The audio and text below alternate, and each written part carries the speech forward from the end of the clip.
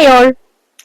ഇന്നത്തെ നമ്മുടെ ഇംഗ്ലീഷ് ക്ലാസ്സിൽ നമ്മൾ പഠിക്കാൻ പോകുന്നത് സമ്മർ ഇഡിയംസ് അല്ലെ. ഡിഫറെന്റ് സീസൺസ് നമുക്കറിയാം. അപ്പൊ അതിലൊരു സീസണാണ് സമ്മർ, വേനൽക്കാലം. അപ്പൊ ഈ വേനൽക്കാലവുമായിട്ട് ബന്ധപ്പെട്ടിട്ടുള്ള കുറച്ച് ഇഡിയംസ് ആണ് ഇന്നത്തെ ക്ലാസ്സിൽ നമുക്ക് പഠിക്കാൻ ഉള്ളത്. അപ്പൊ ഇതെല്ലാം പഠിക്കുന്നതിലൂടെ നിങ്ങളുടെ ഇംഗ്ലീഷ് എൻറിച്ച്ഡ് ആകും എന്നുള്ള കാര്യം ഞാൻ നേരത്തെ പറഞ്ഞിട്ടുണ്ട്. അപ്പൊ നിങ്ങൾ കൂടുതലായിട്ടും ഇഡിയംസ് ആൻഡ് ഫ്രേസസ് ഇതൊക്കെ നിങ്ങളുടെ സംസാരത്തിലേക്ക് കൊണ്ടുവരാനായിട്ട് ശ്രദ്ധിക്കുക. അപ്പൊ നമുക്ക് സമ്മറുമായിട്ട് ബന്ധപ്പെട്ട ഇഡിയംസ് പഠിക്കാം. അപ്പോൾ ഏറ്റവും ആദ്യമായിട്ട് നമ്മൾ പഠിക്കാൻ പോകുന്ന ഒരു ഇഡിയമാണ് അണ്ടർ ദ സൺ അല്ലെ. സമ്മറിൽ ഏറ്റവും കൂടുതൽ ഇമ്പോർട്ടൻസ് ഉള്ളത് ആർക്കാണ്? സൺ ആണ് അല്ലെ.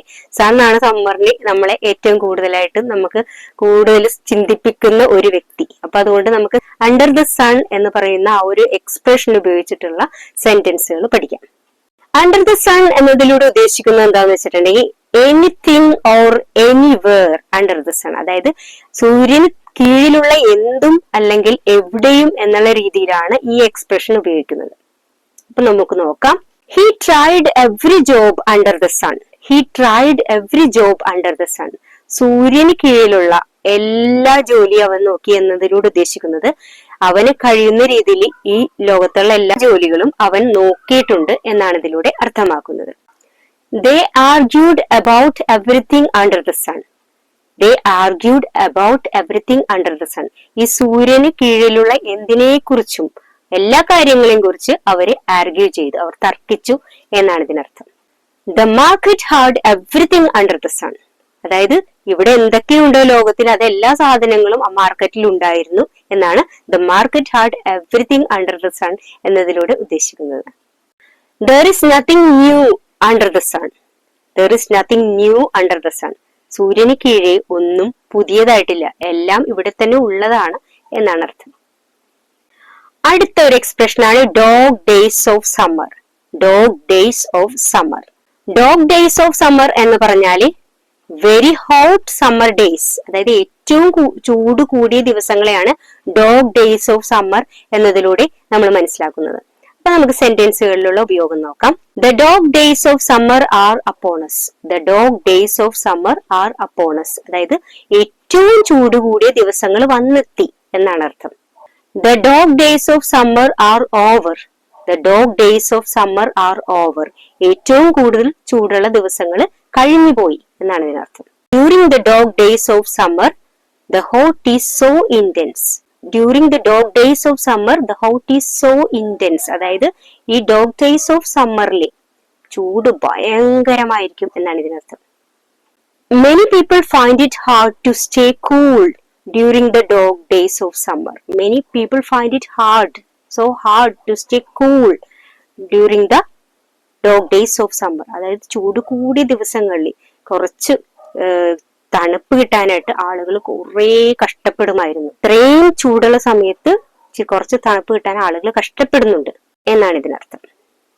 ഇനി ഒരിക്കലും സംഭവിക്കാത്ത ഒരു കാര്യം എന്നുള്ള രീതിയിൽ ഉപയോഗിക്കുന്ന ഒരു എക്സ്പ്രഷൻ ആണ് a cold day in July. A cold day in July, അതായത് ജൂലൈ എന്ന മാസത്തിൽ ഒരു കോൾഡ് ഡേ ഉണ്ടാവുന്നത്. അത് നമ്മുടെ രാജ്യത്തല്ല, അത് യൂറോപ്യൻ കൺട്രീസിൽ ഉദ്ദേശിച്ചാണ് പറയുന്നത്. അവിടെയൊക്കെ ജൂലൈ മാസത്തിൽ ഭയങ്കര ചൂടായിരിക്കും. അപ്പൊ ഈ ചൂട് സമയത്ത് ഒരു ദിവസം ജൂലൈയിൽ തണുപ്പുണ്ടാകുക എന്ന് പറയുന്നത് ഇമ്പോസിബിൾ ആയിട്ടുള്ള കാര്യമാണ്. അതുകൊണ്ടാണ് a cold day in July എന്നുള്ളൊരു എക്സ്പ്രഷൻ വന്നിരിക്കുന്നത്. അതായത് ഇമ്പോസിബിൾ മാറ്റർ എന്നുള്ള രീതിയിലാണ് ഇത് ഉപയോഗിക്കുന്നത്. അപ്പൊ സെന്റൻസുകളിലുള്ള ഉപയോഗം നമുക്ക് നോക്കാം. It will be a cold day in July when he admits he is wrong. It will be a cold day in July when he admits he is wrong. അതായത് അവൻ തെറ്റ് ചെയ്ത് അവന്റെ തെറ്റ് അവൻ മനസ്സിലാക്കുന്ന ദിവസം എന്ന് പറയുന്നത് ഇതാ ഇമ്പോസിബിൾ ആയിട്ടുള്ള a cold day in July പോലെ ആണ്.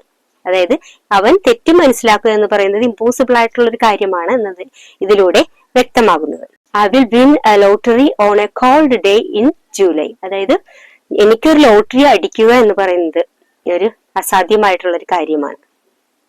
He promised to clean his room and that will be on a cold day in July. He promised to clean his room and that will be on a cold day in July. അതായത് അവൻ അവന്റെ room clean ചെയ്യാം എന്ന് പറഞ്ഞു, പക്ഷെ അത് ഒരിക്കലും നടക്കാത്ത ഒരു കാര്യമാണ് എന്നാണ് ഇതിലൂടെ ഉദ്ദേശിക്കുന്നത്. നെക്സ്റ്റ് എക്സ്പ്രഷൻ ആണ് to be in hot water. To be in hot water. To be in hot water എന്നതിലൂടെ ഉദ്ദേശിക്കുന്നത് വെച്ചാല് ടു ബി ഇൻ ട്രബിൾ, എന്തെങ്കിലും ഒരു കുഴപ്പത്തിൽ അകപ്പെടുക എന്നുള്ളതാണ്. അപ്പൊ നമുക്ക് അതിന്റെ സെന്റൻസുകളിലുള്ള ഉപയോഗം നോക്കാം. The company is in hot water after the scandal. The company is in hot water after the scandal. ഒരു സ്കാൻഡൽ, അതായത് ഒരു ദുഷ്പേര് കേട്ടതിന് ശേഷം ഈ കമ്പനി ഇപ്പൊ ഒരു ട്രബിളിലാണ്. അതാണ് ഇവിടെ ഉദ്ദേശിക്കുന്നത്. The company is in hot water after the scandal. He found himself in hot water when he lied to his parents. He found himself in hot water when he lied to his parents. അവന്റെ പാരന്റ്സിനോട് നുണ പറഞ്ഞതിന് ശേഷം അവൻ ഇപ്പോ ഒരു കുഴപ്പത്തിൽ അകപ്പെട്ടത് പോലെയാണ് എന്നാണ് ഇതിലൂടെ അർത്ഥമാക്കുന്നത്. She is in hot water with her teacher for not completing her homework. She is in hot water with her teacher for not completing her homework. അവൾ ഹോംവർക്ക് ചെയ്യാതിരുന്നത് കൊണ്ട് ഇപ്പോൾ ടീച്ചറുമായിട്ട് അവൾ ഒരു പ്രശ്നത്തിലാണ്, ഒരു ട്രബിളിലാണ് എന്നാണ് ഇതിലൂടെ ഉദ്ദേശിക്കുന്നത്. If you don't follow the rules, you will be in hot water. If you don't follow the rules, you will be in hot water. നിങ്ങൾ ഇപ്പോൾ നിയമങ്ങൾ അല്ലെങ്കിൽ ഇവിടെയുള്ള റൂൾസ് ഒക്കെ പാലിക്കുന്നില്ലെങ്കിൽ നാളെ നിങ്ങൾ കുഴപ്പത്തിലാകും എന്നാണ് ഇതിലൂടെ ഉദ്ദേശിക്കുന്നത്. അടുത്ത ഒരു എക്സ്പ്രഷൻ ആണ് full of hot air. Full of hot air. Full of hot air എന്നതിലൂടെ ഉദ്ദേശിക്കുന്നത് full of nonsense and lies. അതായത് സെൻസ് ഇല്ലാത്ത പ്രവൃത്തികളും കുറെ നുണകളും എല്ലാം ചേർന്നുള്ള ഒരു പ്രത്യേകമായിട്ടുള്ള ഒരു അന്തരീക്ഷം, അതിനെയാണ് ഫുൾ ഓഫ് ഹോട്ട് എയർ എന്നതുകൊണ്ട് നമ്മളിവിടെ ഉദ്ദേശിക്കുന്നത്. അപ്പൊ നമുക്ക് സെന്റൻസുകൾ നോക്കാം. I did not believe a word that she said because she was full of hot air. I did not believe a word that she said because she was full of hot air. അതായത് അവള് പറഞ്ഞ ഒരു വാക്ക് പോലും ഞാൻ വിശ്വസിച്ചില്ല, കാരണം അവള് എപ്പോഴും ഈ നുണകളും നോൺസെൻസും കൊണ്ടുനടക്കുന്ന ഒരാളാണ്. I did not believe a word that she said because she was full of hot air. Don't listen to him, he is full of hot air എന്ന് പറഞ്ഞാല് അവനെ വിശ്വസിക്കരുത്, അവൻ ഫുള്ള് നുണകളും അതുപോലെ നോൺസെൻസും പറയുന്ന ഒരാളാണ്. Don't listen to him, he is full of hot air. I wish he would stop being so full of hot air. I wish he would stop being full of hot air.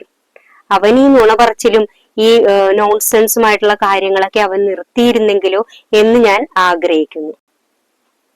അപ്പോൾ ഇത്രയും കാര്യങ്ങളാണ് നമുക്ക് ഇന്ന് ഈ സമ്മറുമായിട്ട് ബന്ധപ്പെട്ട expressions ആയിട്ട് പഠിക്കാനുണ്ടായിരുന്നത്. അപ്പൊ നിങ്ങൾ എല്ലാവരും പഠിച്ചു എന്ന് വിശ്വസിക്കുന്നു. അപ്പൊ ഇത് നിങ്ങളുടെ സംസാരത്തിൽ കൂടുതലായിട്ട് ഉപയോഗിക്കാനായിട്ട് ശ്രദ്ധിക്കുക. വീണ്ടും അടുത്തൊരു ടോപ്പിക്കുമായിട്ട് അടുത്ത ക്ലാസ്സിൽ നമുക്ക് കാണാം. അതുവരെ എല്ലാവർക്കും ബൈ.